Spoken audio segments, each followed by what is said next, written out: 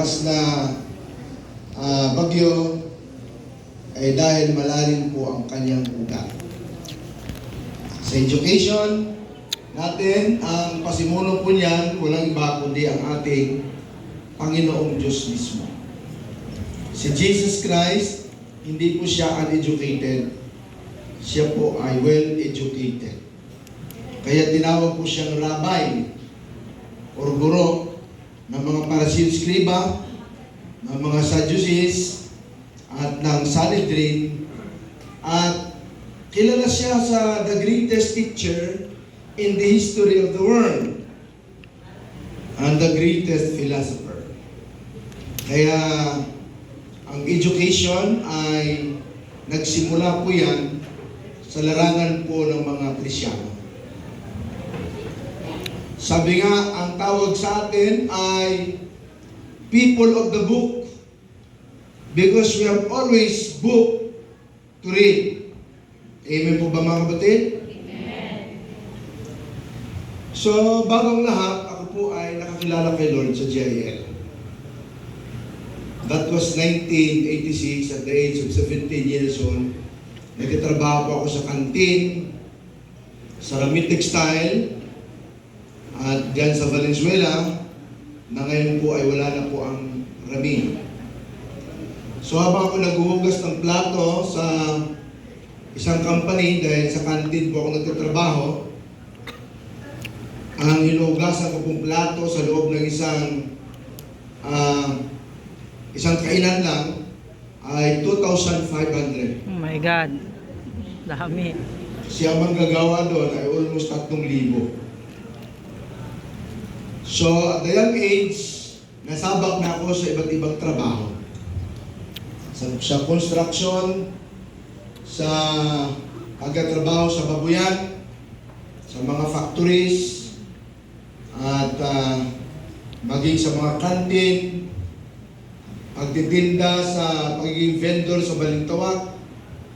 Kaya po naranasan yun sa murang gulang dahil maagang namatay ang aming tatay. At the age of 12, namatay na siya.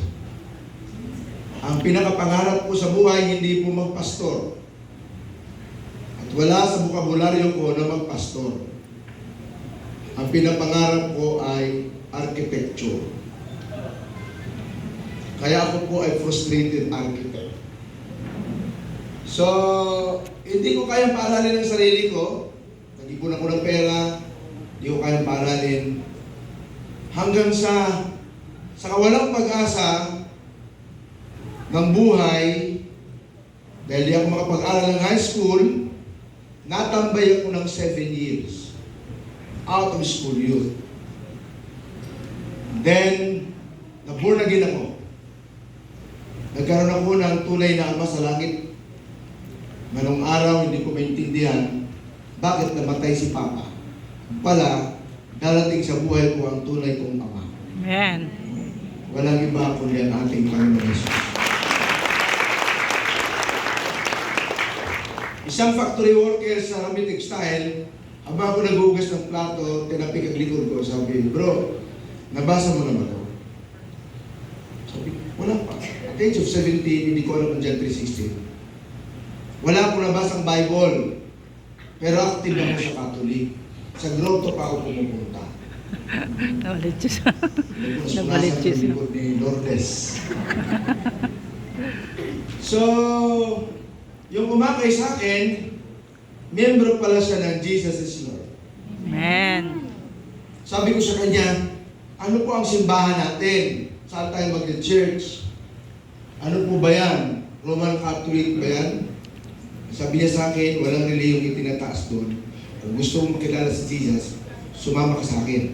After reading the tracts, may paiyak-iyak pa ako dun sa tracts na yun. Na-feel ko ang Holy Spirit talaga. And then, nung sumama ako sa Jesus is Lord, sa ating main church, sa Arroyo High School, nagulat ako kasi may reporto, di naman pinapansin. Nakataas ang kamay ng mga kapatiran. Sabi ko, bakit kaya nakataas sila ng kamay? Hindi ko maintindihan. Pati preaching ni Kuya Ed, hindi ko maintindihan. Kasi grade 6 nga lang ako. Anong maintindihan ko sa English? So, after na mag-preach si Kuya Ed, wala akong naintindihan kahit isa. Ang naintindihan ko lang, sino ang may sakit dito sa kalagitnaan ito? Within the 35,000 people, nasa gitna ako. Lahat ng may sakit ay itaas ang kamay. Mananalangin tayo kay Lord ng pagtanggap sa Kanya. Pagkatapos niyan ay magpipray tayo ng healing. That time, ang tiyan ko sobrang sakit. Hindi alam ng aking umakay sa akin na ang tiyan ko sobrang sakit. Gusto ko na sanang umuwi. Pero mga kapatid, napigilan ako ng Holy Spirit na umalis. Doon sa panahong yon, sa mga oras na yon, habang nakataas ang aking kamay, tinanggap ko si Jesus. At pagtanggap ko kay Jesus Christ, after that, nag-pray si Kuya Ed ng healing. Naramdaman ko mula dulo ng daliri ko, gumapang yung kapangyarihan ng Diyos. Sobrang tindi ng naramdaman ko yung apoy ng Holy Spirit. Ramdam ko talaga ng pababa siya hanggang sa ulo ko. Pagdating sa tiyan ko, nawala ang sakit. On the spot, gumaling ako. So ganun katindi si Lord pag kumilos, mga kapatid. Amen. Kaya ang sabi ko, buhay ang Diyos dito. Hindi na ako aalis sa grupo ito.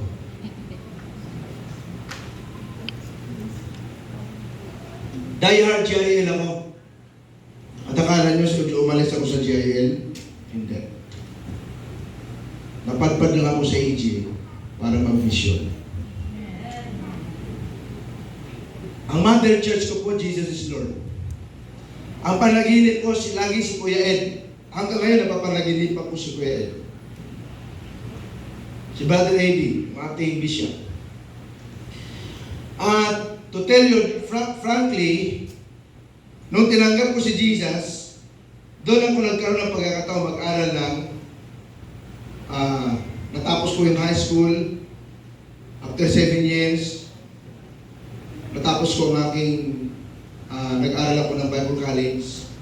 Another 7 years, tambay na naman, aral sa Asian Theological Seminary, after Bethel Bible College, and then tambay ng 3 years, tinapos ko yung aking Doctor of Ministry sa tulong ng Panginoon. Amen po ba mga kapatid? So bakit kailangan natin magpatuloy sa pag-aaral? Ang continuous education, hindi po natin makikita sa ibang chapter or sa ibang aklat ng Bible. Not even in Genesis or sa Pentateuch. Sa New Testament, mayroon din konti.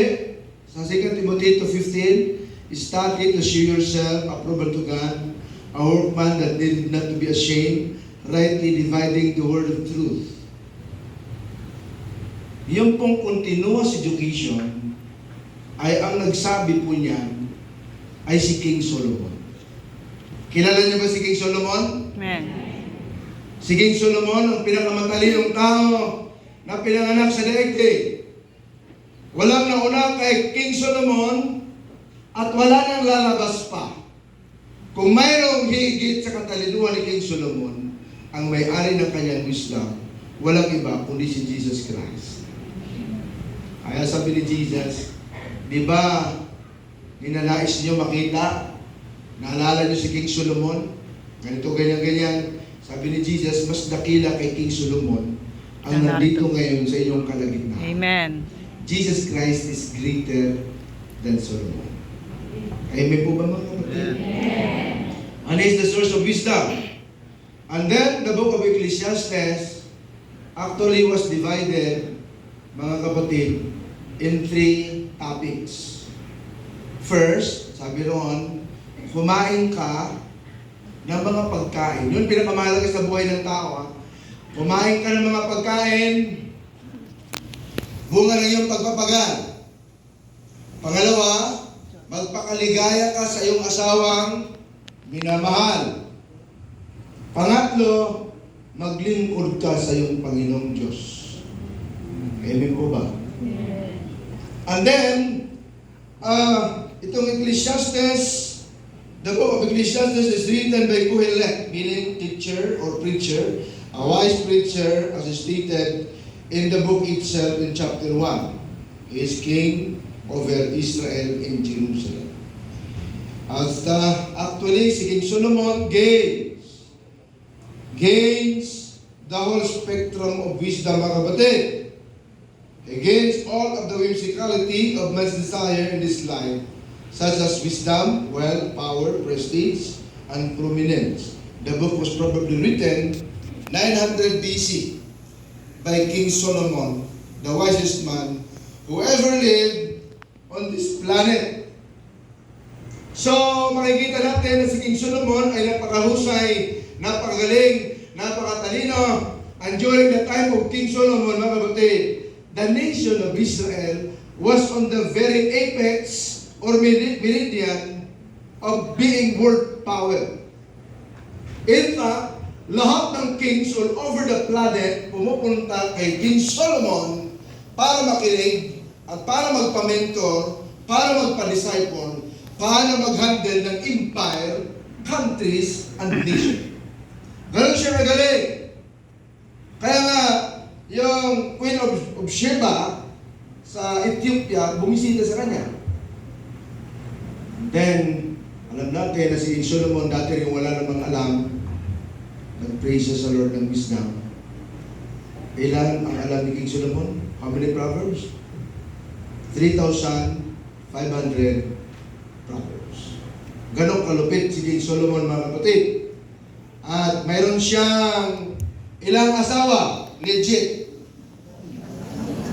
700 wives. Ilan ang kabit? 300. Ayon sa 1 King chapter 11, verse 1 to 3. And during his old years, he worshipped the idols of his wives and made a shrines for them. 1 Kings 11, 5 to 13. Kaya nga siya Kaya na yung nagkasala. mga asasawa ni King Solomon, nagpagawa na siya ng malalaking subdivisions, parang Corinthian garden. Nandun lahat ang mga asa-asawa ni King Solomon.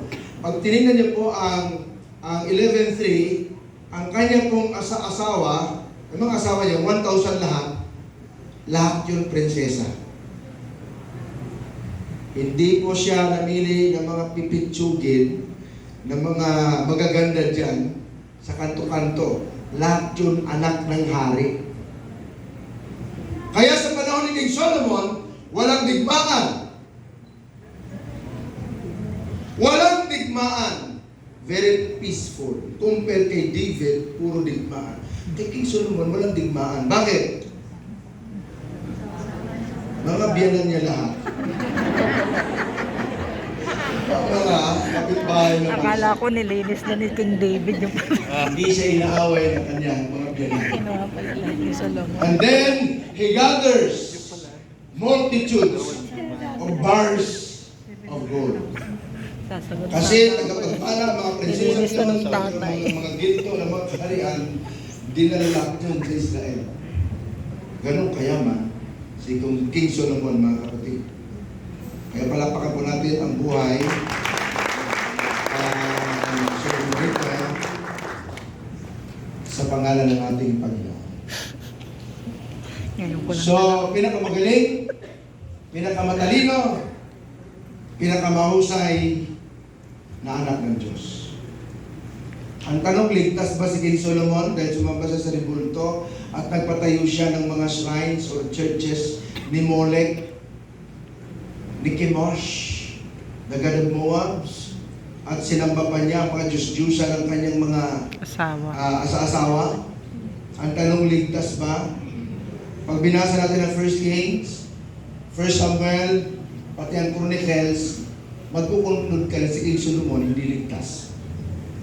Dahil namatay siya doon sa lugar na kung saan sumasamba siya sa Diyos-Diyosan. Pero niresolve niya ni King Solomon, dahil tanda natin, no, yung Song of Songs was written by Solomon during his young age. So alam natin ang istorya ng Song of Songs. or pagmamahal sa opposite sex.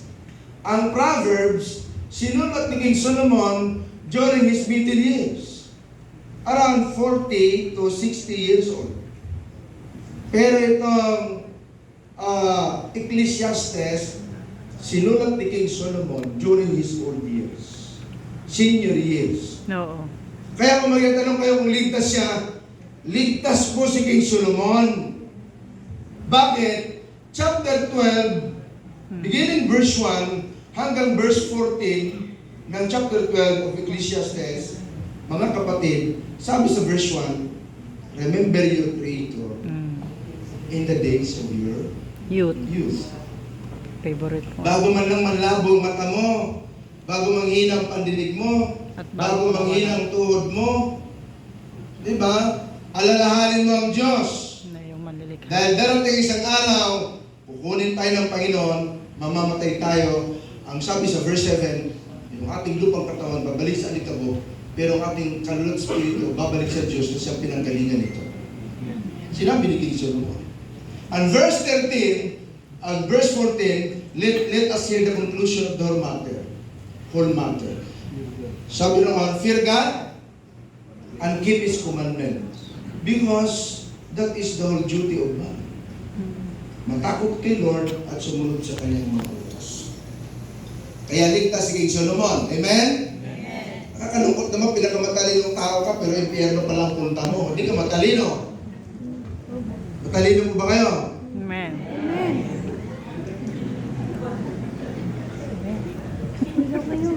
Ang kay Jesus Christ matalino. May baka ko na ito na. Palakpakan po natin si Lord. Ang kay Jesus Christ, lahat matalino. Amen. Therefore, sabi rito, bakit ba tayo magpapatuloy sa pag-aaral? Why God wants us to study.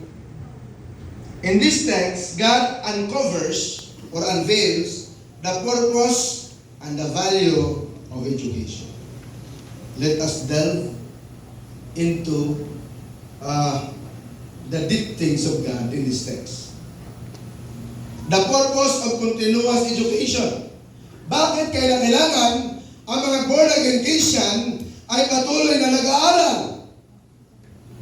Alam niyo ba na pinupulaan tayo ng mga Baptist, Methodist, Presbyterian, Lutheran, Wesleyan, even Roman Catholics?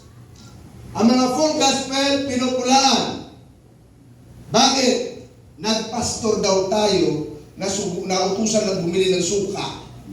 Pagbalik, pastor na. Papayag ba kayo nun?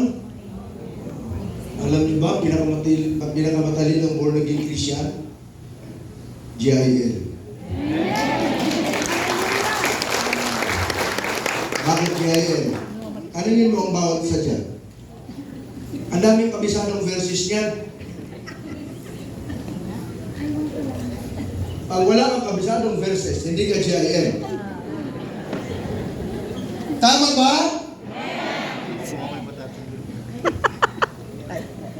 Kaya ako nung nag-born again ako, wala akong tigil sa memorize ng mga verses. Ano pa, chapter by chapters, minimemorize ko na yan. Mga kapatid. Kaya, ang sabi dito, bakit kinakailangan magpatuloy sa pag-aaral? Number 1, to be a wise preacher. Tayo walang TV. Sinabi ni King Solomon yan, mga kapatid. And moreover, because the preacher was wise, he still taught the people knowledge. Amen po ba? So, purihin ang ating Panginoon. Lahat ng gusto maging matalino, ay mag-pray tayo sa Panginoon. Amen. Pwede bang imuko tayong lahat at mag-pray? Minamahal naming Diyos na makapangyarihan sa lahat, the God of Abraham, Isaac, and Jacob, the God of Israel, the God of the Bible. Panginoon, we are here tonight, to worship you in spirit and in truth, because you are seeking people to worship you in spirit and in truth. You're the source of wisdom. You're the source of knowledge. You're the source of anointing. Panginoon, sa mga oras na ito, humingi po kami ng tawad sa lahat ng aming mga kamalian at pagkakasala. Lahat ng hadlang sa aming isip at puso, remove it all. The dross, all the flaws, all the weaknesses, all sins, remove it all, O God. Annihilate, obliterate, in the mighty name of Jesus. Panginoon, illumine our spiritual understanding so that we may be able to comprehend and understand the profoundness of your word. Ano man ang gawain ng Diablo, aming pinagtaboy sa pangalan ni Jesus. Jesus name. Jesus You name. Satan and all your demons, get out in Jesus' name. Principalities in the air, rulers of darkness in high places, get out in Jesus' name. Never to come back on this place. This place belongs to Jesus. Panginoon, pagtimanagin mo ang aming isip, pagpalain mo po kami, at maintindihan namin po ang iyong salita. Ito po ang aming pananalangin sa pangalan ni Yesu Cristo namin tagapagligtas. Lahat ay magsabi ng Amen. Bakit kailangan mag-aral? Itigil na natin yung pula ng ibang denomination sa atin na nautusan ng bumili ng suka pagbalik pastor na. Amen po ba?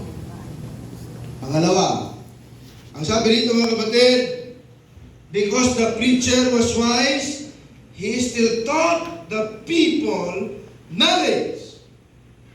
If the preacher is wise, he will teach to the people with knowledge. Ano ang ipapakain mo sa tupa kung ikaw mismo hindi nag-aaral? Ano ang ibibigay mo sa iba kung ikaw mismo hindi nagpapakalalim kay Lord? Alam niyo ba na ayaw ko talaga mag-aral sa Bible School? Dahil ang modelo ko nga, ang ating senior pastor, model ko si Brother A.D. at si Benny, mga anointed. Pero ginamit ng Lord ng puspusa. Kaya sabi ko, ayaw ko na mag-aral. Pwede akong gamitin ng Lord kahit di ako nag-aral. Ang problem ko, sa iba sila kaya sa akin. Una, si Benny, Parang nakikita sa Amerika, ako katoyera sa ko lang. English. Si Kuya ay abogado at may malaking library. May personal na pag-aaral. Kaya yung sinabi ko ayaw ko mag-aral, inakbayan ako namin senior pastor. Sabi niya, bro, okay naman yung marunong kang mag-share, pero ganito, parang singer lang yan eh. Ang singer, magaganda ang boses ng mga yan. Lalo na kung galing sa Visayas yan. May pagkita-gitara pa, galing kumanta. Pero bro, tanda mo ha, iba ang professional singer. Kaya pasok ka sa Bible School. So, nung pumasok ko sa Bible School, hindi ko alam, akala ko alam ko na lahat, yung pala, dami kong matutunan doon. Kaya, tuloy-tuloy ang pag-aaral. Sabi dito, isang quotation by C.S. Lewis, the task of the modern educator is not to cut down jungles, but to irrigate deserts. Yan ang sinabi ni C.S. Lewis. Sino ba si C.S. Lewis? Former atheist, converted to Christianity. A Bible literary scholar, novelist, siya yung paborito nating Nandiya, siya ang author nun, pero patay na siya noong 60s. And he is also a theologian. Sabi diyan, the task of the modern educator is not to cut down jungles. Dapat patubigan. Yung modern educator, hindi yung putol ka lang ng mga puno sa kagubatan, kundi yung disyerto. Ilalagyan mo ng maraming tubig. Sabihin, sa education, hindi lamang yung mga kapatid, hindi lamang yung aral ka ng aral sa sarili mo para gumaling. Dapat ang natutunan mo, Binabahagi. itulong mo sa iba. Yan ang tama, mga kapatid. Yung disyerto, tinutubigan mo. So, let us dissect the text. Huwag na tayong lumayo. Dito na tayo sa text na ito. Beginning verse 9 hanggang verse 12. Mga kapatid. So, sabi rito, ang unang tanong, ba't kinakailangan mag-aaral tayo? What's the purpose of continuous education? Number 1, to be a wise preacher. O, paano malalaman na ikaw ay wise preacher? Hindi yung dakdak ka lang ng dakdak ang pinagdadakdakan mo, wala namang patuturan at sabihin mo, Word of God. Simone, kumuha ng text, lundagan-lundag, okay sana kung nilundagan, Word of God. Topic and sermon. Kaya lang, napunta sa patutuo, pati yung kanyang buhay, kinuwento na lahat, Roy. trabaho, pati mga dating kabit, iinom, tapos ang oras niya, naubos na. Mga kapatid, dapat ang isi-share natin, Word of God. At ang wise preacher, sabi rito, a wise preacher taught or imparted the people with knowledge. Ang isang preacher o tagapagturo ng salita ng Diyos, you have imparted to the people with God's knowledge. Amen? Kumusta ba pag-share natin lahat? Is it the Word of God? Ako, lumagot talaga ako ng gusto sa Diyos. Umatin ako ng salvation, Word of God, prayer, worship, napunta na sa deeper teaching, etc., etc. Natapos ko yung 17 basic seminar dati. Ngayon, may school of leaders na raw kayo, sabi ni Pastor. So, dapat ang i-impart natin sa Panginoon, knowledge of God. Amen po ba mga kapatid? Yun ang wise preacher. Kaya nga sabi rito, he taught to the people knowledge. In the Hebrew word for taught, nakikita ba natin yan? Parang maliliit. Dito malaki, no? In the Hebrew word for taught, that is liman. From the word laman. Meaning, active and intentional instruction. You are active and intentionally instructing to the people with God's knowledge. Aktibo ka, mga kapatid, na nag-i-impart ng karunungan ng Diyos sa mga tao. Amen po ba? Amen. Ano ba sabi rito mga kapatid? Ito po ay from the verb limad, implies a deliberate and consistent effort to impart knowledge. It's not just about having wisdom, but actively sharing it with others. The teacher didn't keep his wisdom to himself, but sought to instruct the people. For the preacher, Wisdom was not an end in itself, but a means to teach others. Wisdom is not just an end, but a means to teach others. Kaya kailangan natin ang karunungan nanggagaling kay Lord. Amen po ba mga kapatid?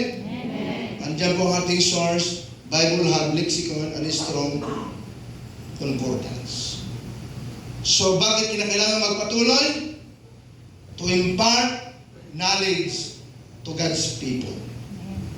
Kaya ang ganda pag nag-preach ka, natuturo ka sa mga tao, and the best illustration, bukod sa personal testimony mo, yung illustration natin, galing din sa Word of God. Bawa, nagturo ka about fasting. Sino bang dapat mong illustrate? Si Jesus, nag-fasting ng 40 days. Si Moses, nag-fasting ng 40 days. Si Isaiah, o si Elijah, nag-fasting din siya ng 40 days. Mas magandang illustration, Bible din mismo. Amen po ba? Kasi hindi ka na naman yung salita ng Diyos, pag narinig ng mga tao, word of God ang sinasabi mo, grabe yung mga bati. Okay, letter B. A wise preacher pondered his preaching. Andito po yan sa talata. Verse 9, letter B. Ano yung word na ponder? Sa Tagalog yan, pinag-iisipan niya ang kanyang sinishare. Kumusta po ba? Copy-paste ba ang inyong mga preaching? Madami na ngayon, ha? Google search, meron ng AI, di ba? ChatGPT pa nga. Ang tawag po niyan, dilata. Parang sardinas. Punta ka sa Google, lahat ng mga preaching outline kukupihin mo, at yun ang isi-share mo. Mga kapatid, huwag po natin pakainin ng dilata ang mga tao. Mas maganda, nililimliman mo ang itlog, pagpisanin, may buhay. Ibig sabihin, nagpipray ka palagi, nag-i-exegete ka ng Word of God, nagpipray mo kay Lord, iniintindi mo, batay sa pag-unawa ng Panginoon sa buhay mo, at tulong ng Holy Spirit. Sa hermeneutics, tinuturo po yun paano mag-exegete ng text. The word ponder in Hebrew is azan, meaning weigh, giving good heed, and ponder. The preacher has to think profoundly about how to apply the principle of the given text. Pondered and searched out. This indicates deep thought, investigation, and experimentation. The teacher didn't simply accept conventional wisdom, but thoroughly examine life's realities Under the sun. to arrive at his insights. Mga kapatid, ang preacher, paano ba kayo kumat? Mga leaders tayo. Ang iba sa inyo, handle ng Bible study. Ang iba sa inyo, may handle ng church. Ang iba sa inyo, may handle ng cell groupings. Paano ba kayo maintain sa text? Sa hermeneutics, yung pinakamababaw, yung OIA. Observe the text, and then interpret the text, and then apply the text. Observe mo muna yung talata. Pag na-obserbahan mo yung flow, paano mo ba ini-interpret ito? Pagkatapos, paano mo ito ina-apply? Basic hermeneutics po yun, mga kapatid. Ang tawag po niyan, OIA. Mas malalim pa yan kapag nandun natin sa expository, exegetical, sermon. Medyo malalim na talaga yun. Pero tandaan po natin, dapat ang mga preachers, ang mga teachers, ang mga instructors, pinag-iisipan mo ng maigi ang ituturo. Ito ba ay nasa text? Huwag kayong umimbento ng kung ano-ano. Sabi nga, ang exegesis is you're letting the Bible in itself to speak about itself. Hinahayaan mo na ang salita ng Diyos magsalita sa sarili niya. Do not input your own ideas. Ang tawag dun sa hermeneutics, eisegesis. Opposite sa exegesis. You input your own knowledge, your own understanding, your pre-understanding to the text. Hayaan mo ang text ang mag-expose sa kanyang sarili. Amen po ba mga kapatid? Pinag-aralan talaga yan sa classroom. Sabi nga dito, quotation, we must allow the Word of God to what? To confront us. To disturb our security. To undermine our complacency. And to overthrow our patterns of thought and behavior. Hayaan mo na habang nagbabasa ka. Ikaw mismo nabibless sa binabasa mo. Hindi yung nagbabasa ka ng Bible, ay, para kay sister to. Para kay nasing ko yun. Itong text na to para sa kanya. Hayaan mo muna, ikaw muna ang mag-observe. Ikaw muna ang ma-disturb. ikaw muna ang mag-bless. Hallelujah. Hindi pa naghanap ka ng text, iniisip mo, kapatid mo, kaibigan mo, naku, chismosa yun. Para sa kanya to. Hindi ganon. Dapat sa'yo muna dadaloy ang mga blessings ng Lord bago mo ibigay sa iyo. Yan mga kapatid. So pangatlo, letter C. A wise preacher sets in order many proverbs. Si Jesus nagbigkas ba ng proverbs? Madami siyang proverbs. The preacher sets in order many proverbs in his preaching and teaching so that these people will learn many things from the proverbs he has spoken. This idea is taken from ancient Near Eastern time, which means Kohelet. Nung araw kasi, pag hindi ka nagbigkas ng proverbs, parang walang matutunan sa iyo. Kaya si King Solomon, 3,500 proverbs. Si Jesus, nagbigkas siya ng proverbs. Nandiyan sa talata. Anong sinabi dyan ni Jesus Christ during his earthly ministry? Do not throw your pearls before swine, or else yurakan ng nila ito. A house divided against itself will not stand. Then the last will be first, and the first will be last. Then where your treasure is, there your heart will be also. Proverbs yun. Pero binigitan pa ni Jesus. Nilagyan pa niya ng illustration ng parable. Kaya kung titingnan nyo, ang Bible, yung gospel ni Jesus, that is a genre. Pag sinabing genre, ano yan? Style of writings. Poetry, Pentateuch, historical, apocalyptic, and then, kung titingnan natin, yung gospel genre, nilapatan pa ni Jesus Christ ng parable, another genre. Genre within genre. Ganun kalupit si Jesus Christ. Undaspat siya mag-illustrate mga kapatid. Pati mga proverbs siya, undaspat yun. Napakagaling. Kaya nga sabi ng mga philosophers at mga teachers all over the planet, sabi nila, si Jesus Christ ang the greatest teacher who ever lived on the face of the planet. And the greatest philosopher. Well known si Jesus Christ. Amen? Amen. Hallelujah. Palapakan po natin ang Panginoon. Kayo ba sa preaching nyo, kumusta? May proverbs ba? Marami naman tayong verses sa book of Proverbs. Mag-memorize kayo dun mga kapatid. Habang nag-preach kayo, bato nyo sa mga tao. Huwag na kayo mag-invento ng sarili niyong Proverbs. Go to the book of Proverbs at gawin ninyo mga verses yun, panlapat, in support sa inyong text. Kasi sa homiletics, may five types of sermon. Ano yung 5 types of sermon? Mayroon textual, may topical, may expository, may biographical, mayroon pang historical sermon. So sabi ni Gabe sa kanyang aklat na preacher and his preaching. So marami tayong matutunan kasi mga kapatid, ganito po nangyari. Ito totoo itong nangyari sa Bulacan. Kapitbahay namin. Sabi nung senior pastor, bro, mag-handle ka na ng church. Kaya mo na yan. Hindi mag-handle siya ng church. After 2 years, bumalik. Pagbalik, sabi, isa sa uli ko na sa iyo yung church. Pwede pala yun. Nagulat yung senior pastor. Pwede pala Sa yun. uli na sa akin ng church. Bakit? Ano nangyari? Wala na akong may preach. Naubos na ang 100 Bible lessons.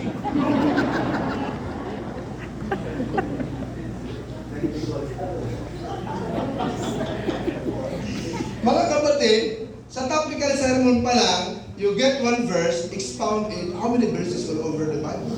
For the whole Bible? Thousands. Paano ka maubusan? Sa textual sermon, 1 verse or 2 verses, hati-hatiin mo yung mga verses na yun. Ang dami nun na pwede mong i-share. 2 verses pa lang yun, 1 or 2 verses. Expository pa. Mga kapatid, I tell you the truth. Kukunin lang tayo ng group. Di natin kaya i-preach ang dawn Bible.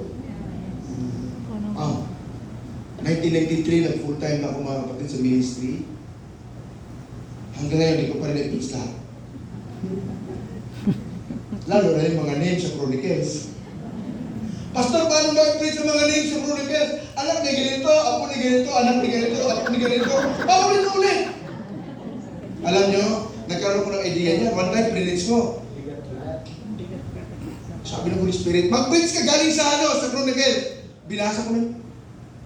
May nasingit yung kay Jebus, ang ganda-ganda eh. Pero pagkatapos, puro pangalan na naman. Sabi ng Lord, i-resist mo ang meaning ng mga pangalan nandyan. May ibig sabihin yan. Yun ang i-preach mo. Meron naman tayo strong concordance. May Bible dictionary naman tayo. May Bible encyclopedia. Tingnan mo mga meaning. Doon mismo sa mga meaning na yun, pwede mong i-preach. Yung mga Jewish name, ang hirap tandaan, di ba? Pero mayroon pala yung halaga, kaya inilagay sa Bible. Kaya sabihin mo sa katabi, hindi ka mauubusan ng isishare.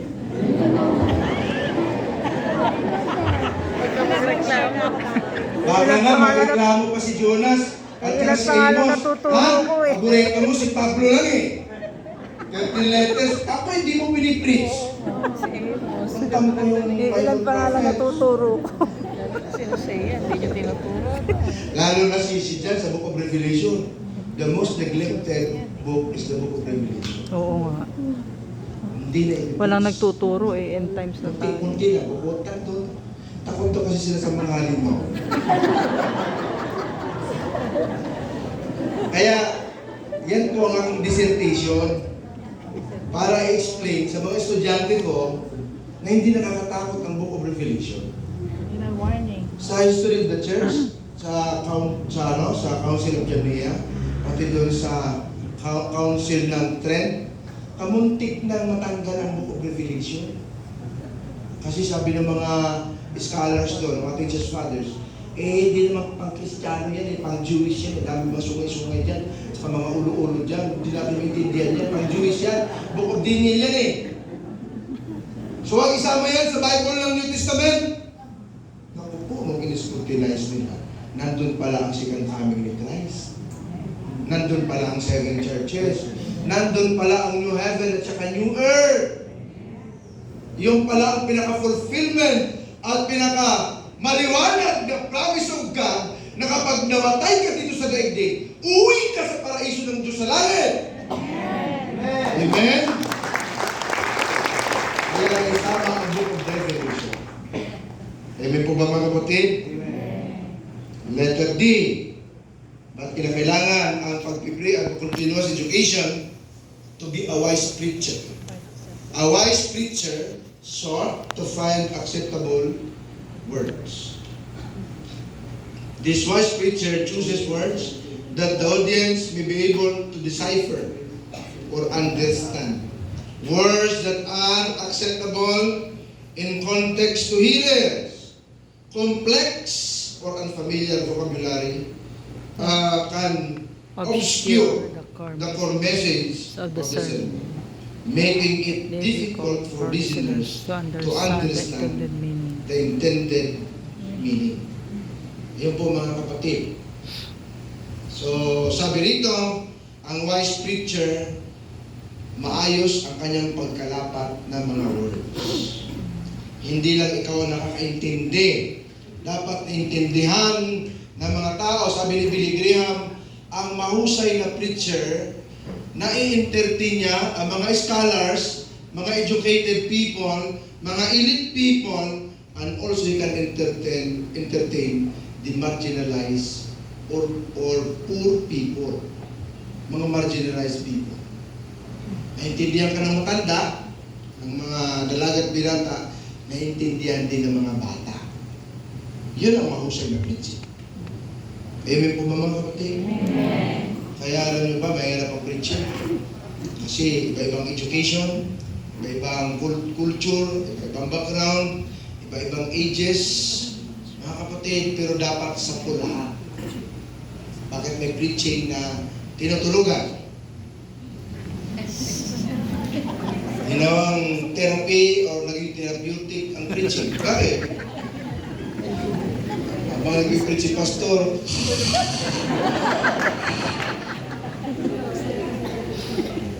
bakit Bakit? Maaaring hindi maintindihan ang mga sinasabi mo. Amen po ba? Nagising na sa Bakit ayaw natin sa ibang preachers dati? Habang nandun ako sa likod ng Arroyo High School, pag hindi si Brother Eddie ang nag-preach, nag-uwi na lang lahat. Si Brother Eddie ang preacher. Uwi na tayo, uwi na. Eh, ang uhusay ng mga yun. Ano ang kaibahan ni Kuya Ed? Bukod sa powerful na pagdating sa anointing. Bakit? Ang linaw ni Kuya Ed magsalita. Hello? Na kahit yung pinakabata sa kongregasyon, intindi kanyang preaching. Kaya pag si Kuya Ed lang preach, parang ang mga tao parang bubuyugin, parang hani, at ang bakla. Kahit sige, si Kuya Ed ang preacher. Kaya sabi ni Ate Dory, huwag naman kayong ganyan. Mga pastor natin, mga salita din ng Diyos ang dinadala. Nalala niyo yan? Sino nakalala? Pakita siya kamay? Ayan. Naalala natin yan sa Arroyo High School. Naborn again ako 1986. Si Mr. Romy, ang galing kumitaro nito eh. Tsaka yung dot sa Technical. Sound engineer yata ang ating pastor, di ba, pastor? Mga panahon na yun. Ako naman, guardian ni Kuya Ed. Tagahayot, tumambang kay Kuya Ed. Tsaka naman nagulog dito. Baka may mga... Ay, panahon na yun, talagang gustong ambusin si Kuya Ed. Kamu-takakawin kami. Alis kayo dyan! Dadaan yung aming pastor! Ang tagal kong naging security guard ni Kuya Ed. Isang araw na naginip ako. Tinatawag niyo pala ako ng Diyos. Camp yun, camp. Tapos nagdihan si Kuya Ed. Ako naman isa sa nakapila dun sa panaginip. Papalilan. Nung dumating sa akin yung kamay ni Kuya Ed, tumbang. Tapos parang may kidlat sa katawan ko. Tapos tagising ko ganun. Yung pala, vision pala yun. Nagagamitin ako ng Panginoon. Amen. Kasi hindi ko alam paano kung pastor. Basta may mga panaginip na ako ng preaching. Unang preaching ko sa Babuyan eh. Diyan sa Bulacan, 7,000 ang hawak kong baboy. Mga patiner. Eh, tinatawag na ako ng Panginoon. Ang dami kong kabisado sa Vision Verses. Galing kay Kuya Ed yung mga verses, tinitake note kung kaya ba nag-preach siya. Sabi ko, for God so loved the world. Baboy na ba Hindi yan? solid begotten siya.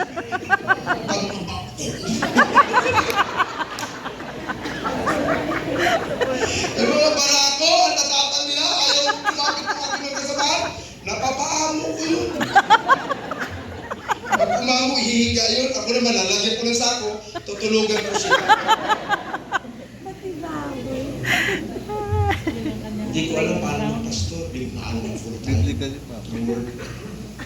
Pero dinala tayo ng Lord sa ministry. Hindi lang ang sumagot. Paano ba ako napunta sa AG? Dahil ayaw ko talaga umalis sa GIL eh. Sabi ko, wala nang ibang full gospel church. Jesus is Lord lang. Napadpad kasi ako dun sa paradise. Sa paraiso ng Bulacan. Kaya sa San Jose del Monte. Nung napadpad kami doon na kami tumira sa bundok ng Tralala, napalayo na kami sa Arroyo High School. Ewan ko kung may crush na tayo dito basta. Mga 1990s. Lapan.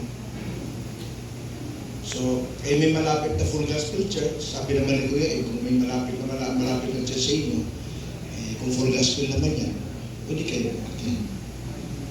Sabi ko pa nung una, siguro kulto to kasi charismatic eh. Asian Christian charismatic. Malo naman ako doon, yun. Unti-unti, yung pala yung gagamitin ng Lord para magamit tayo ng Panginoon sa kanapagaya. Malapakan natin si Lord. Ang ilan na tayo? Letter A? Letter D? A preacher, letter E. A wise preacher wrote upright words of truth. Yan mga kapatid. The preacher's words are truth from the word of God. He spoke the word of the Lord with wisdom so that the people will be able to be fed with the spiritual food of the Lord. Alam natin lahat yan na mayroong pagkain para sa mga bata, which is milk of the word, at mayroon din pagkain para sa mga matatanda, meat at saka milk of the word. So ang mga matatalinong preacher, mga kapatid, sabi ni King Solomon, alam mo ang pagpili ng tamang Pagkain. pangangaral sa mga tao.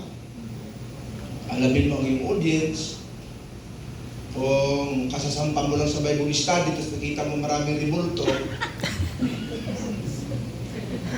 basta nangiwi pa ibang rebulto, may itim, may malaki, may laki. Isang pamulo, sasabihin mo, ay, inang, impyerno kayo. Alisin ang mga rebulto! Kaya minsan, babatuhin ka talaga nun. Kami ni Pastor Robby, may sinisilang kami mga senior pastor dyan senior citizen sa ICM. Unti-unti, ang iba nga nakahati na dito. Kasi dapat marunong kang mag-apply ng word of God sa kanila. Ako mga kapatid, sa totoo lang, sa biyaya ng Lord, narating ko yung tugatog ng education. Ang aking dissertation, Apocalyptic Literature, primarily Book of Revelation. Kaya kung may tanong kayo sa eschatology, yan po ang aking expertise sa biyaya ng Panginoon. Ngayon, pumupunta pa rin po ako sa squatter para mag-Bible study. Amen. Preach ako nung nakaraan, nag-preach ako sa highway. Pero hindi ako nanghihingi. Magsisi na kayo sa inyong mga kasalanan! Kayong mga pulang sa salita ng Diyos, kailangan magsisi kayo. Ang mga kapatid, sa LRT, yan, nag-share din ako sa LRT. Ayan. Hindi lang ako nakaranas mag-share sa aeroplano. Maganda sana mag-preach sa aeroplano. Mga kapatid, mga kababayan, kung ang aeroplano hindi bumagsak, pumunta na natin. Magsisi na kayo! Alam niyo yung Thai Airlines? 100 or 248 ka nakasakal. Isa lang ang ligtas! Nagsiselfone pa palabas doon sa pagsabang ng airplane. Lahat patay. Indian Airlines. Kung hindi kayo tiyak, saan kayo pumunta? Mga kapatid, ganun po. Naintindihan tayo. Palapakan po natin ang Panginoon. Pag sa So, aeroplano, bakit kinakailangan mag-continue tayo sa education? Una, to be a wise preacher. Pangalawa, to be an excellent scholar. Ba't kinakailangan magpatuloy sa pag-aaral? To be an excellent scholar. Alam niyo ba na konti lang ang nagpapatuloy talaga sa education? Mamaya may statistics tayo. Makikita niyo ano po ang kalalagayan natin sa ating bansa, pati sa Amerika. Sabi rito, the words of the scholar, the wise, or the scholar, ay patindi po yan mga kapatid. The words of the wise are like goods, and the words of scholars are like well-driven names, given by one shepherd. So may races po tayo dyan. Marami yan. Lalagpasan na natin yan. Number 3, ba't kinakailangang magpatuloy sa pag-aaral? To be a brilliant author. Ba't ang galing ng mga writers? Ang huhusay nila. Grabe. Bunga po yan ang kanilang malalim ng pag-aaral, mga kapatid. Lalo na sa salita ng ating Panginoon.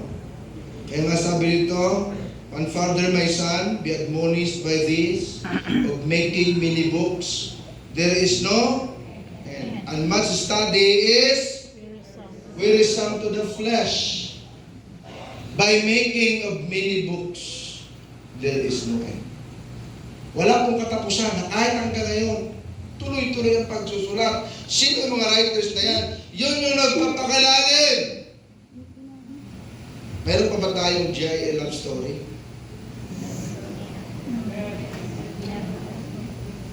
Please, kasi dahil dyan, nai-educate tayo mga kapatid sa history ng ating church. So, sabi rito, too much study is wearisome to the flesh. Kaya ayaw na mag-aral kasi nakakapagod. Ayaw na mag-aral kasi ayaw na mag-memorize. Ayaw na mag-aral, ang hirap mag-research. Mayroon pang bibliographies, may mga footnoting, may rules ng grammar, at kung ano-ano pang mga rules na pagsusulat. Grabe mga kapatid. Pero kung gusto niyong lumago, dapat mag-aaral. Bawa, mag-preach ka, hindi yung bigla ka lang preaching, hindi ka nag-aaral. Well, you are obliged to study. Kasi mag-preach ka. Amen po ba? So, ang Word of God mismo ang ating aralin. And then, number 4, ba't kinakailangan magpatuloy sa pag-aaral? To be a proficient educator. Sabi diyan, always studying. And much studying is wearisome to the flesh. Meron tayong quotes dito. Education is the passport for the future. For tomorrow belongs to those who prepare for it today. Sino may sabi niyan?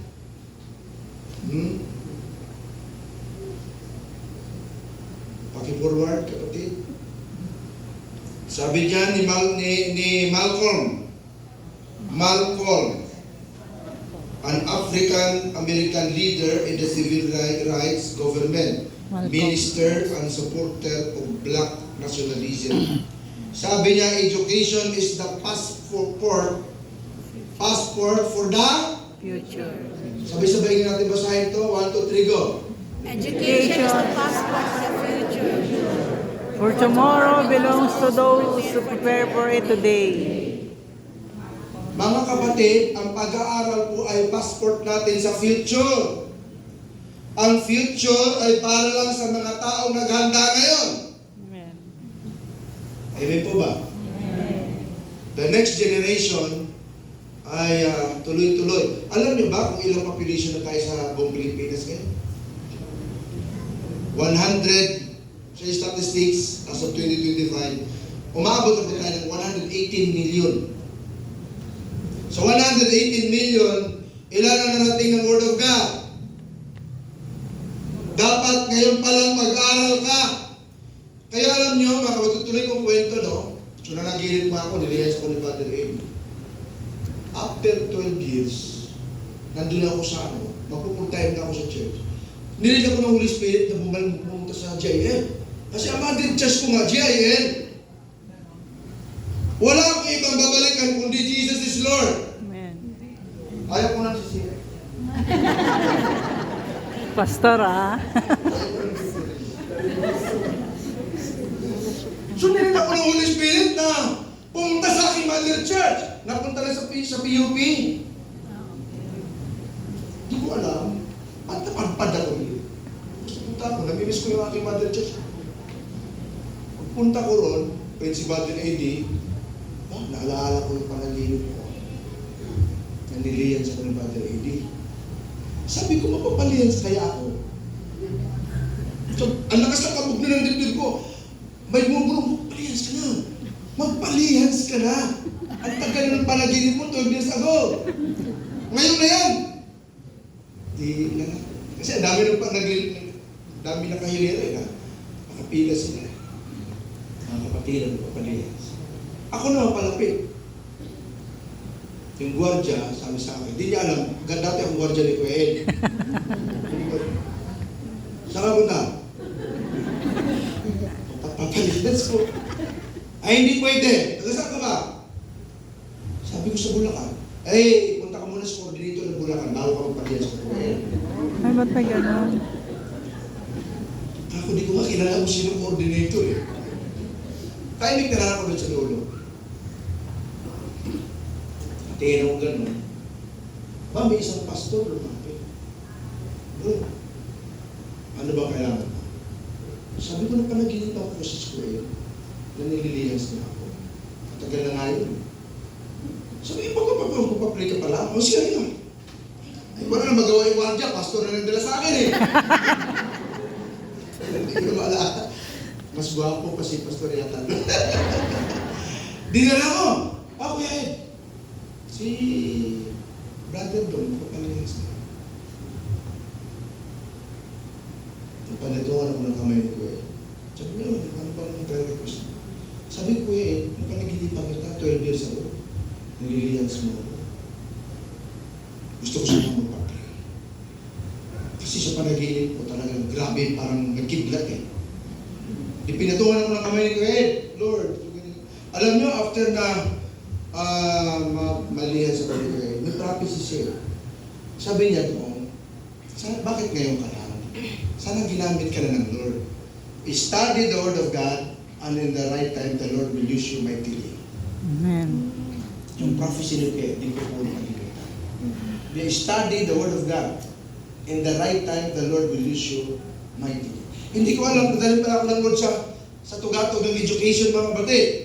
It was prophesied by our senior pastor, si Brother Eddie. Natupad ang prophecy. Ang biyaya ng Lord, tulad ng kita natin kanina, 4 na Bible colleges ang tinuturuan. Kaya, tuloy-tuloy tayo kasi di natin alam kung ano ang gagawin sa atin ng Lord sa future. Amen? Amen. Okay, so number 2. At alam ko, matagal din kasi mag-preach si Brother A.D. Nasa high school ako noon, mga 2 hours eh. Mahigit pa nga. 2.5 hours, kulang pa sa amin yun. Pero, titinan po natin. Malapit tayo matapos mga kapatid. The value of continuous education. Kanina, the purpose. Ngayon, value.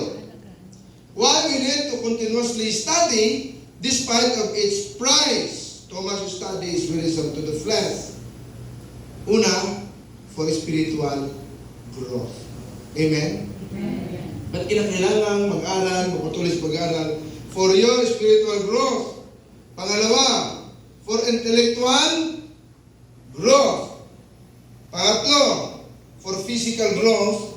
And number 4, for contribution to the body of Jesus Christ. And contribution to the body of knowledge. Writing various books for God is, writing various books for God because that is a ministry. Amen po ba mga kapatid? Amen. So, bakit kinakailangan magpatuloy sa pag-aaral? Andyan po ang mga reasons, mga kapatid. Let's go to the statistics. Second to the last ito. Sa USA, high level of bachelor's degree ay sabi dito, a significant majority of pastors in the USA have at least a bachelor's degree, according to the National Survey of Religious Leaders. Sabi dito, report mentioned by Lifeway Research, 4 in 5 pastors, or 81%, have at least bachelor's degree. 81% po sa mga nagpa-pastors sa USA, meron pong bachelor's degree. Ang bachelor's degree nila, siyempre, biblical studies. Prevalence of graduate degree. A large portion of pastors also hold graduate degrees. According to the statistics, 59% of pastors have a graduate degrees. So, kanina, 81% of bachelors. Ito naman, sa mga nag-postgraduate, at least 59%. Yung Master of Divinity or MD, 48%. Sa seminary, mga kapatid, yan pong mga nag-doctorate sa banda baba, ayon sa report ng CPS Analysis of Pastors Demographics in USA, only 4% of the pastors have a doctorate degree. Mayroon po nagpapatawag ng doktor, pero honorary. Hindi po nagsatapos ng seminaries, ang tawag po doon, ang kanilang doctorate ay honorary. Ang problem sa honorary, although well-respected, pero hindi ka pwede magturo sa mga Bible colleges and universities. Kasi honorary lang sa'yo yan. Grant lang sa'yo. Ang pwedeng magturo, yung mga nakagraduate talaga na kanilang doctorate, degree, PhD, or Doctor of Ministry. In the Philippine context, mga kapatid, Protestant pastors, mainline Protestant denomination, for example, Methodist, Presbyterians, Baptists, often have established seminaries and generally expect their pastors to have at least bachelor's degree. Okay, a bachelor's of arts in theology or similar field. Meron tayong Master of Divinity also, many theological seminaries in the Philippines, nag-o-offer sila ng Master of Degree, ang Master of Divinity, like Asian Theological Seminary, and Philippine Theological Seminary. Sa evangelical or charismatic or full gospel, doon tayo nabilong. Ayan. So, ano pong nangyari dito? Ang ating pong mga evangelical and charismatic churches, the educational background can be more varied. While many pastors from these traditions do attend Bible schools and seminaries, others might have less formal theological education.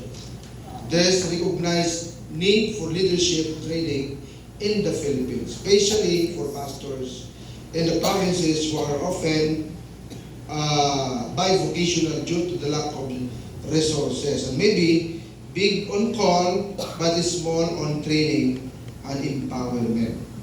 So, yun po mga kapatid, marami po tayong mga membro, full pack tayo sa membro kumpara sa Baptist, Methodist, Presbyterian, ang mga full gospel churches tulad natin, mga Pentecostal, tambak po ang tao sa atin, kaya lang, less ang opportunity ng ating mga leaders para mag-aral.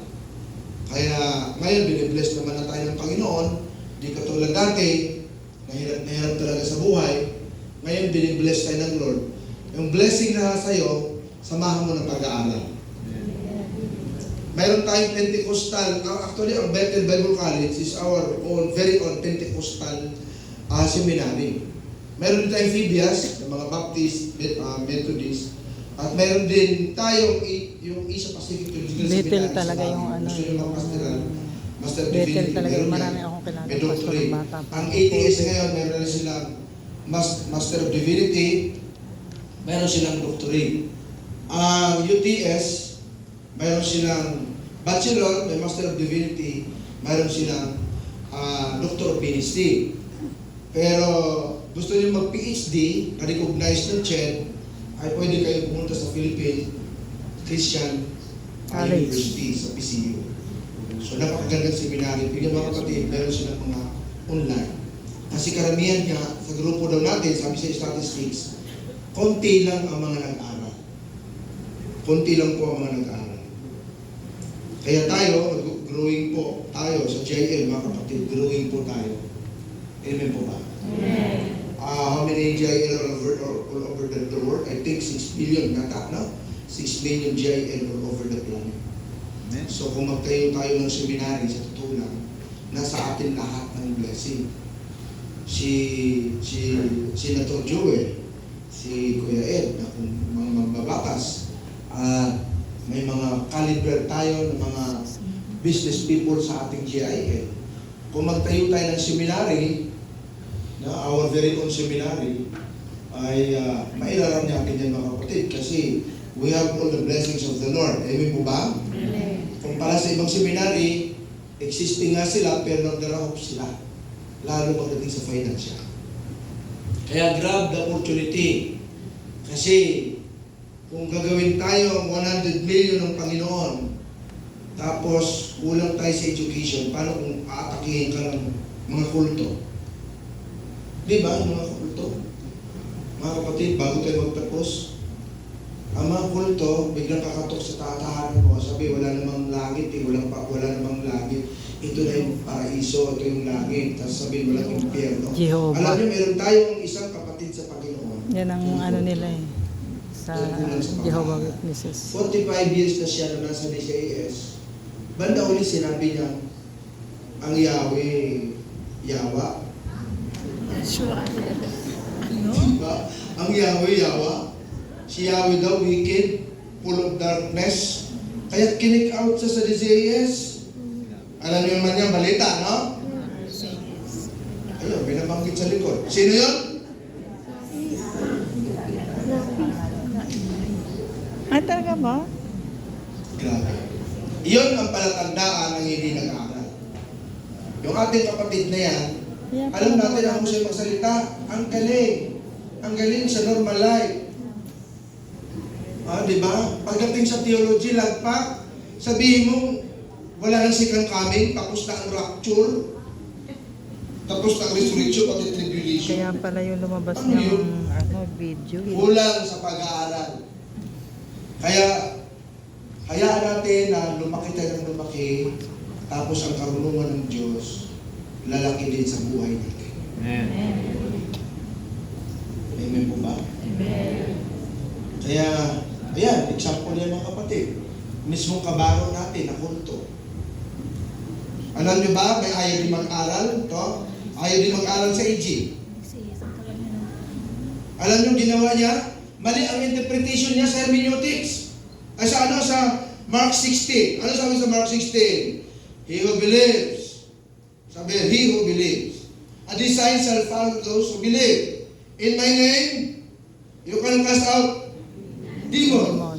You shall lay your hands on the sick person will recover. And if ever you will drink cyanide, you will not be poisoned. Diba? Alam nyo, Assemblies of God to, sa US. Ginather niya ang mas marami pa sa atin. Ilan ba tayo ngayon, Pastor? Meron ba tayo 200? 300. Alam nyo, ginather niya, almost 1,000 people. Membro niya. Nag-communion. During communion, mga kapatid, nilagyan ng cyanide ang cup. Cyanide. Kasi ang interpretation, uminom kayo ng lason. Ano ba yan? Uminom kayo ng lason. Di ba yung sinasabi? Yung Uminom kayo ng lason, di kayo mamamatay. Nung uminom sila ng lason, wala pang 1 minute, tumirik na mga mata. Higa ang congregation. Literal niya. Dalawa pumuslit, nag-report sa polis. Alam niyo kung sino yun? Si Jim Jones. Yan, searchable po yan. Si Jim Jones. Nirebuke na po ng AG yun. Okay, nirebuke ng AG. Ayaw po magpa-review. Nag-independent. Yun, tuloy-tuloy pagiging kulto. Kaya mga kapatid, hanggat may lakas tayo, may hininga tayo, mag-aaral tayo. Sabihin mo siyang katabi, mag-aaral ka. Nag-aaral ka. Bawal ang kamat. Oo, nagtamad. Parang gusto ko lang tanggapin yung open ni Pastor. Sabi ni John Wesley sa kanyang followers, kilala niyo si John Wesley, di ba? Ang founder ng Methodist. Sabi ni John Wesley sa kanyang followers, kasi hindi siya nagpa-pastor ng lahat ng mga pastor na pinagpa-fasting niya ng 15 days fasting. Gusto mo maging pastor, mag-fasting ka ng 15 days. Pangalawa, mag-aral ka. Ay sabi ni John Wesley, if you will not study, get out of the ministry. Anong ipapakain mo? Di ba? Sa kay John Wesley yun. Pero sa atin, may tawag tayo sa Panginoon, the calling of God is irrevocable. Solusyonan mo na lang. Amen? Okay, in conclusion, in your education journey or educational journey, una, remember God. Amen po ba? Verse 1 ng chapter 12. Remember your Creator in the days Of your youth. of your youth. Kailan ka mag-aral kung ulyanin ka na? Ano naman? Kailan ka mag-aral kung sobrang labo na ng mata mo?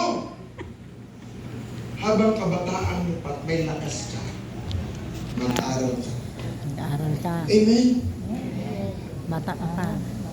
Then pangalawa, in your educational journey, fear God. Dahil ang education, pag di mo kayang dalhin, yayabang ka. Hello? Pag mayaman ka, pwede kang yumabang. Pagka nakatapos ka kung ano-ano kurso, pwede kang yumabang. Sobrang gwapo mo, ganda mo, pwede kang yumabang. Dami mong pera sa bangko, pwede kang yumabang. Kasama din ang education. Amen po ba? Matakot ka sa Diyos, kaya binigyan ka ng Lord ng galing, ng talino, ng education, para itulong sa iba. Hindi para ipagmayabang at sarilinin. Amen po ba, ma'am? Amen. Pangatlo, keep God's commandment. Verse 20. Why? For God judges whether evil or Good. Kaya mga kapatid, mayroong Diyos na maghuhukom sa atin isang araw. Kaya ngayong gabi, ibigay po natin sa Diyos ang ating buhay. Tumayo po tayong lahat mga kapatid. Palapakan po natin ang ating Panginoon. Praise the Lord. Hallelujah. Hingi tayo kay Lord ng wisdom, eagerness to study.